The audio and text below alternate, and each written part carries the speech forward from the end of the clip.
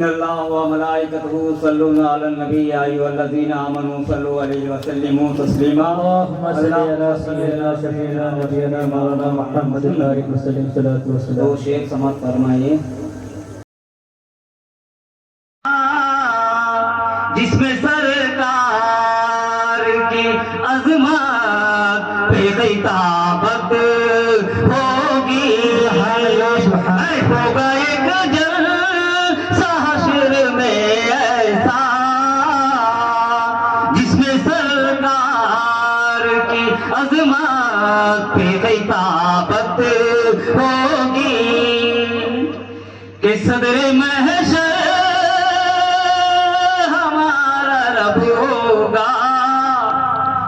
اے صدر محشر ہمارا رب ہوگا، حضرت بلبل سدرا کی نکابت ہوگی. اے صدر محشر ہمارا رب ہوگا، حضرت بلبل سدرا کی نکابت ہوگی. ہوگا ایک جلسہ حشر میں ایسا. سبحان اللہ سبحان اللہ.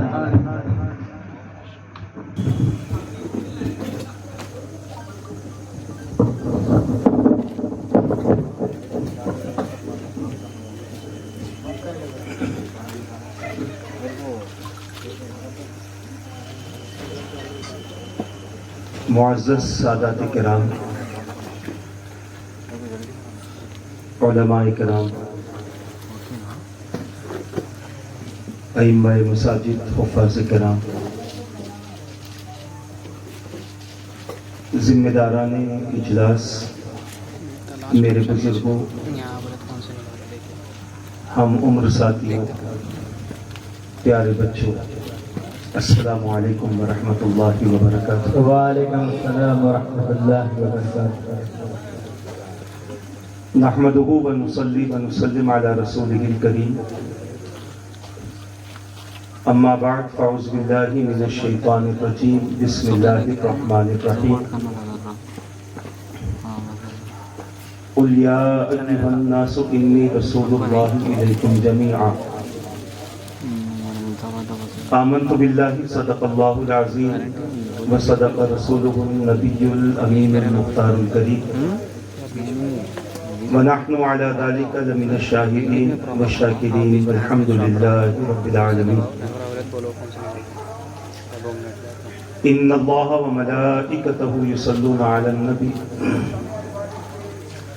یا ایھا الذین آمنوا صلوا علیہ وسلموا تسلیما. اللهم صل على سيدنا اللهم صل وسلم وبارك على سيدنا ومولانا محمد وعلى آله وأصحابه وبارك وسلم صلاة وسلاما دائما عليك وعلى آلك وأصحابك يا رسول الله صلى الله تعالى عليك وسلم.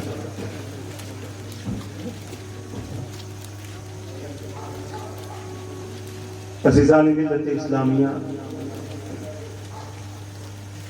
محترم سامعین کرام، کافی دیر سے آپ حضرات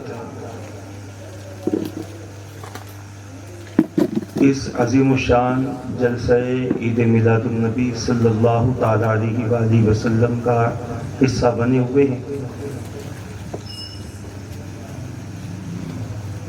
کچھ دیر اور آپ حضرات کو اس جلسے کا حصہ بنے رہنا ہے.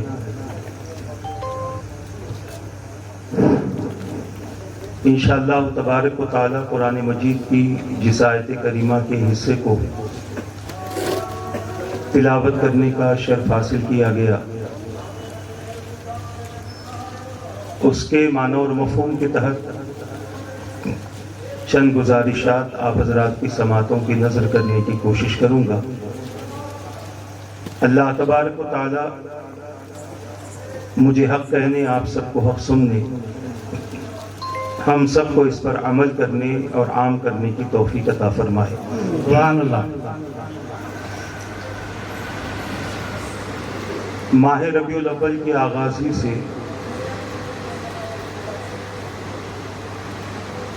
یا ماہ ربیع الاول کے آغاز سے چند روز قبل ہی سے امت محمدیہ کے وہ افراد جن کو حضور اکرم صلی اللہ تعالی علیہ وآلہ وسلم سے عقیدتیں اور نسبتیں نصیب ہیں، ان کی خوشی کی کوئی انتہا نہیں ہوتی، اس وجہ سے کہ حضور اکرم صلی اللہ تعالی علیہ وآلہ وسلم کی ولادت باسعادت کا مہینہ قریب ہونے والا ہوتا ہے، اور جیسے جیسے ماہ ربیع الاول ایک ایمان والے سے قریب ہوتا ہے، وہ اپنی محبتوں کا اظہار کرنے کے لیے اپنی حیثیت اور اپنی شان کے مطابق کوششیں کرتا ہے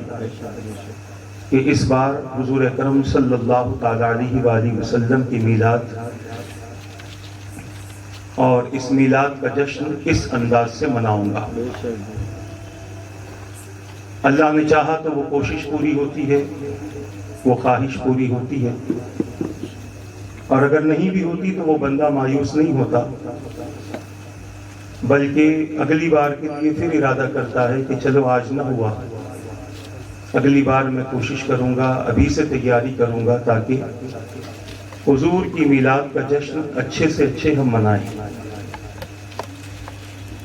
میرے پیارے آقا صلی اللہ تعالی علیہ وآلہ وسلم کے پیارے دیوانوں، وقت آتا ہے حضور کی ولادت باسعادت کا، 12 ربیع الاول کا موقع ہوتا ہے، اس سے پہلے گھروں کو سجایا جاتا ہے، گلیوں کو سجایا جاتا ہے، دکانوں کو سجایا جاتا ہے، محلوں کو سجایا جاتا ہے، جگہ جگہ اسٹیج لگتے ہیں، جگہ جگہ پروگرام، جلسے، جلوس، ہر ایک اپنی کوشش کے حساب سے کوئی نیاز کرتا ہے، کوئی کچھ کرتا ہے۔ یہ ساری چیزیں اپنی جگہ عقیدت سے تعلق رکھتی ہیں۔ یہ بتایا جاتا ہے کہ ہمیں حضور اکرم صلی اللہ تعالی علیہ وآلہ وسلم سے عقیدت ہے، اور حضور اکرم صلی اللہ تعالی علیہ وآلہ وسلم سے محبت ہے، جس کا اظہار ہم اس انداز سے کرتے ہیں۔ میں چند ضروری چیزیں آپ کے سامنے عرض کرنا چاہتا ہوں، اور میری باتوں کو اگر آپ غور سے سنیں گے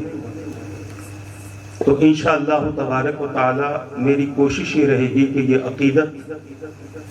صرف چند روزہ عقیدت نہ ہو، بلکہ جب تک ہم زندہ رہیں کوئی دن ہمارا نبی کی میلاد منانے سے خالی نہ رہے۔ ہماری کوشش یہ رہے، کیونکہ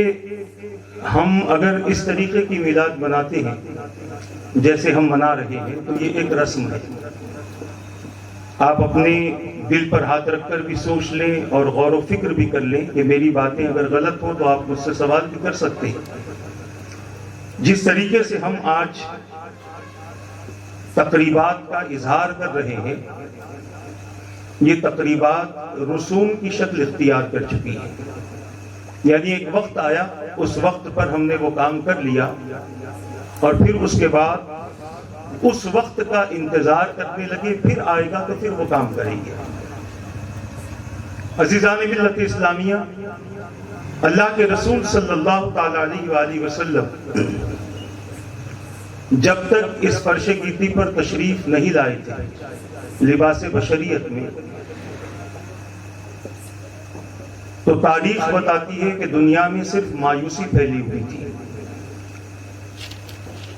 کسی قسم کی لوگوں کے اندر کوئی خوشی نہ تھی، لوگ سکون کے ساتھ زندگی نہیں گزارتے تھے، ظلم و ستم کا ماحول تھا،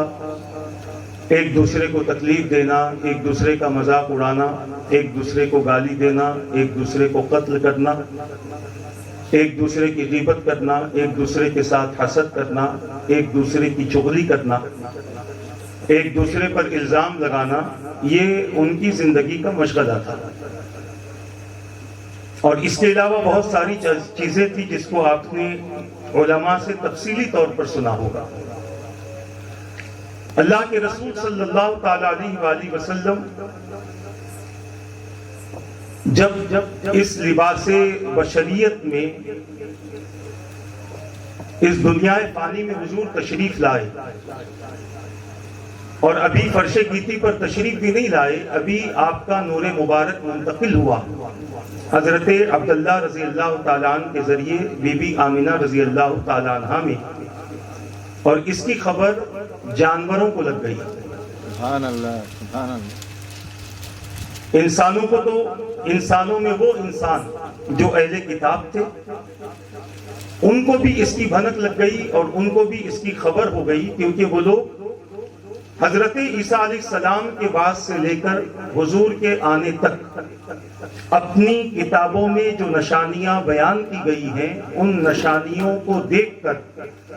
ہر دن اور ہر رات انتظار کرتے تھے کہ کب یہ نشانی ظاہر ہو اور کب ہمیں یہ یقین ہو کہ نور محمد اب منتقل ہو چکا ہے صلی اللہ علیہ وسلم۔ سبحان اللہ۔ صبح شام ان کا یہی مشغلہ تھا، وہ لوگ دیکھتے تھے، محسوس کیا کرتے تھے، لوگوں سے سوالات بھی کیا کرتے تھے۔ تو جب حضور کا نور مبارک منتقل ہوا تو جانوروں نے اس چیز کو محسوس کیا، اور مورخین بیان کرتے ہیں کہ مشرق کے جانوروں نے مغرب کے جانوروں کو خوشخبری دی کہ اے مغرب کے جانوروں مبارک ہو، اللہ کے رسول کا نور منتقل ہو چکا ہے۔ سبحان اللہ۔ حضور اکرم صلی اللہ تعالی علیہ وآلہ وسلم اپنی والدہ ماجدہ کے شکم مبارک میں 9 مہینے تک رہے، اور ان 9 مہینوں میں آپ نے علماء سے سنا ہوگا، تفصیل میں جانے کی ضرورت نہیں، کہ بی بی آمنہ رضی اللہ تعالی عنہ نے خود فرمایا کہ جس طرح دوسری عورتیں اولاد کے آنے کے بعد، حاملہ ہونے کے بعد جس تکلیف کا شکار ہوتی تھی مجھے محسوس بھی نہیں ہوتا تھا۔ پانی بھرنے جاتی، پانی اوپر آ جاتا، سخت زمین پر اپنا پائے مبارک رکھتی تو وہ زمین نرم ہو جاتی۔ غرض کے حضور اکرم صلی اللہ تعالی علیہ وآلہ وسلم کی وجہ سے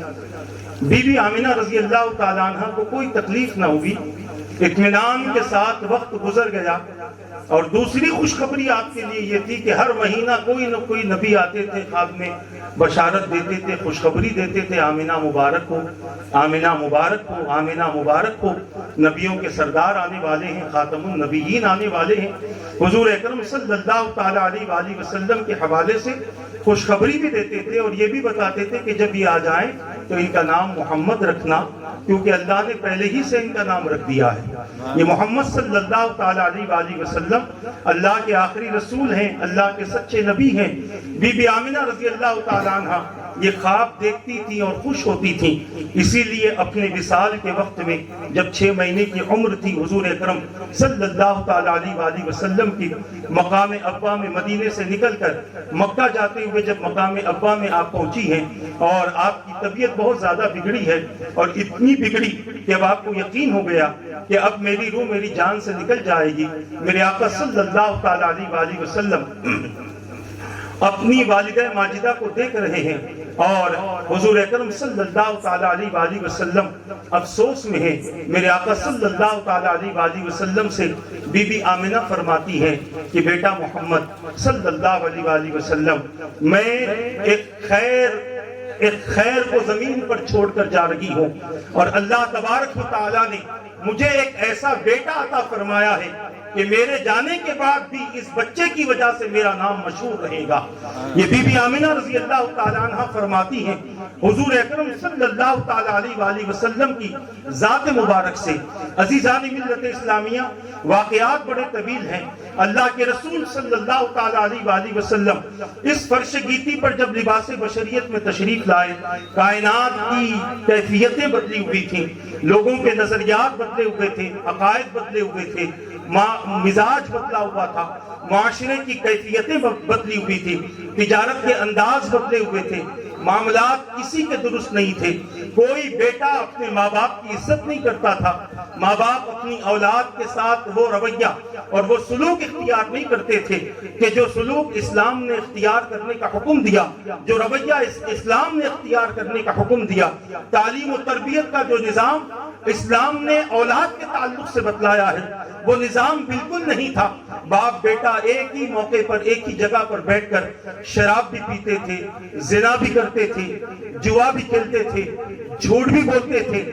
ظلم بھی کرتے تھے۔ یہ ساری چیزیں اللہ کے رسول صلی اللہ تعالیٰ علیہ وسلم کے اعلان نبوت سے پہلے کی تھیں۔ ایک بچی پیدا ہوتی، زندہ زمین میں باپ شرم کی وجہ سے منحوس سمجھ کر اس کو زمین میں دفن کر دیتا، زندہ زمین میں دفن کر دیتا۔ اور قرآن کہتا ہے وَإِذَا الْمَوْءُودَةُ سُئِلَتْ بِأَيِّ ذَنبٍ قُتِلَتْ، کہ جب زندہ درگور لڑکی سے قیامت کے دن پوچھا جائے گا کہ کس جرم کی بنیاد پر تجھے قتل کیا گیا تھا، کس گناہ کی وجہ سے تجھے قتل کیا گیا تھا، وہ لڑکی اللہ تبارک و تعالیٰ کی بارگاہ میں جواب دے گی۔ اور جواب کیا ہوگا کہ میرا باپ مجھے منحوس سمجھتا تھا، شرم کا ذریعہ سمجھتا تھا، اسی لیے جب میں پیدا ہوتی تھی، لڑکی پیدا ہوتی تھی، بَلَّ وَجْهُهُ مُسْوَدًّا وَهُوَ كَظِيمٌ، قرآن کہتا ہے چہروں کی کیفیت بدل جاتی تھی، گورے گورے چہرے بھی کالے پڑ جاتے تھے لڑکیوں کے پیدا ہونے کی بنیاد پر۔ اللہ کے رسول صلی اللہ تعالیٰ علیہ وسلم کے اعلان نبوت سے پہلے کے یہ حالات ہیں، اور حضور اکرم صلی اللہ تعالیٰ علیہ وسلم کے پاس بھی 4 لڑکیاں پیدا ہوئی ہیں، مگر اللہ کے رسول صلی اللہ تعالیٰ علیہ وسلم نے ان کی تربیت فرمائی، ان کے لیے اپنے ہی پاس تعلیم کا اہتمام فرمایا، ان کی بہترین تربیت فرمائی، تربیت کا بہترین نظم فرمایا، اور لوگوں کو بتا دیا کہ لوگوں، لڑکیاں زندہ زمین میں دفن کرنے کے لیے نہیں ہوتی، لڑکیاں پالنے کے لیے ہوتی ہیں۔ اللہ لڑکی دے یا لڑکا دے، ان دونوں کے ذریعے تمہیں رزق عطا کرتا ہے، ان کی وجہ سے تم سے رزق نہیں چھینا جاتا، ان کی وجہ سے تمہیں شرمندہ نہیں کیا جاتا۔ یہ دونوں تمہاری عزت کا ذریعہ ہیں، یہ دونوں تمہاری کامیابی کا ذریعہ ہیں، یہ دونوں تمہاری قدر و منزلت کا ذریعہ ہے۔ اگر تمہاری تربیت تمہاری اولاد کے لیے اچھی رہی تو قیامت کے دن تم باعزت رہو گے، اور تمہاری تربیت تمہاری اولاد کے لیے خراب رہی تو قیامت کے دن تمہیں بے عزتی ہوگی، تمہاری بے عزتی ہوگی، رسوائی ہوگی۔ اللہ فرمائے گا کہ میرے بندو، میں نے تمہیں اولاد دی تھی، بتاؤ تم نے کہاں پر، تم نے کیسا اس کی تربیت کی، اس کا انتظام کیسے کیا، اس کی تربیت اور اس کی تعلیم کا انتظام کیسے تھا۔ اب اگر کوئی یہ کہے کہ مولا میں نے تو اپنی لڑکی کو بہت زیادہ ماڈرن بنا دیا تھا، ماڈرن بنا دیا تھا، زمانے کے ساتھ اس کو چلنے کی دعوت دیتا تھا، اس کے لائف سٹائل کو میں نے چینج کر دیا تھا، اس کی زندگی کو میں نے بدل دیا تھا، وہ رات کبھی بھی آتی تھی میں پوچھتا ہی نہیں تھا کہ کہاں سے آ رہی ہے، کس کے ساتھ رہ کر آ رہی ہے اور کہاں وقت گزار کر آ رہی ہے، نہ اپنے بیٹے سے پوچھتا تھا نہ اپنی بیٹی سے پوچھتا تھا۔ قیامت کے دن اگر یہ جواب ہوا تو وہ باپ اللہ کی بارگاہ میں شرمندہ ہوگا، اور وہی باپ جس نے اپنے بیٹوں کی، اپنے اولاد کی تربیت اچھی کی ہوگی تو قیامت کے دن اللہ تبارک و تعالی اس کی تربیت کا اجر اس انداز سے عطا فرمائے گا کہ اگر اولاد کو بالغ نے حافظ قرآن بنایا، علم دین سکھایا، تو قیامت کے دن ایک حافظ قرآن کے بالغ کو نور کے منبر پر بٹھایا جائے گا، انبیاء دیکھیں گے، شہداء دیکھیں گے، صالحین دیکھیں گے، دوسرے بندے دیکھیں گے، اور پوچھیں گے کہ یہ کس امت کے نبی ہیں، تو جواب آئے گا امت کے نبی نہیں بلکہ میرے نبی کی امت میں سے ہیں، اور ان کا مقام اس لیے بلند ہوا ہے کہ دنیا میں ان کی اولاد حافظ قرآن تھی، سبحان اللہ، قرآن سبحان سیکھنے اللہ، والی تھی اور قرآن کا حفظ کرنے والی تھی۔ اللہ انہیں نور کے منبر پر بٹھائے گا اور ان کے سروں پر ایسا تاج رکھا جائے گا کہ سورج کی روشنی بھی اس تاج کے سامنے کچھ نہیں ہوگی۔ عزیزان ملت اسلامیہ، یہ قدر ہوگی اس کی جو دنیا میں اللہ کے دین کی، اللہ کے کلام کی اور حضور کے لائے ہوئے کلام کی قدر کرتا تھا۔ خیر میں زیادہ تفصیل میں نہ جاتے ہوئے عرض کروں، حضور اکرم صلی اللہ تعالیٰ علیہ وسلم نے اپنی اولاد کی تربیت کی، اور تربیت کا انداز کیا تھا؟ میں اکثر ایک مشہور واقعہ بیان کرتا ہوں۔ ام المؤمنین خدیجۃ الکبریٰ رضی اللہ تعالیٰ عنہ کے پاس ان کی کچھ سہیلیاں آتی ہیں، اور ایسے وقت میں آتی ہیں کہ جب ام المؤمنین نے اپنا سارا مال حضور کو دے دیا، اور حضور نے وہ سارا مال غربا میں، فقراء میں، ضرورت مندوں میں، پریشان حالوں میں تقسیم کر دیا۔ گھر کا عالم یہ ہے کہ جس گھر سے ہزاروں لوگ پلتے تھے اس گھر میں فاقہ چل رہا ہے، اس گھر میں کھانا نہیں ہے، مگر اس کے باوجود زندگی خوشی سے گزر رہی ہے۔ ام المومنین نے کبھی شکایت نہیں کی کہ میرا سارا پیسہ برباد ہو گیا، میری ساری دولت برباد ہو گئی۔ ام المومنین جانتے تھے کہ میں نے جنہیں دیا ہے انہیں پتا ہے کہ کہاں خرچ کرنا ہے،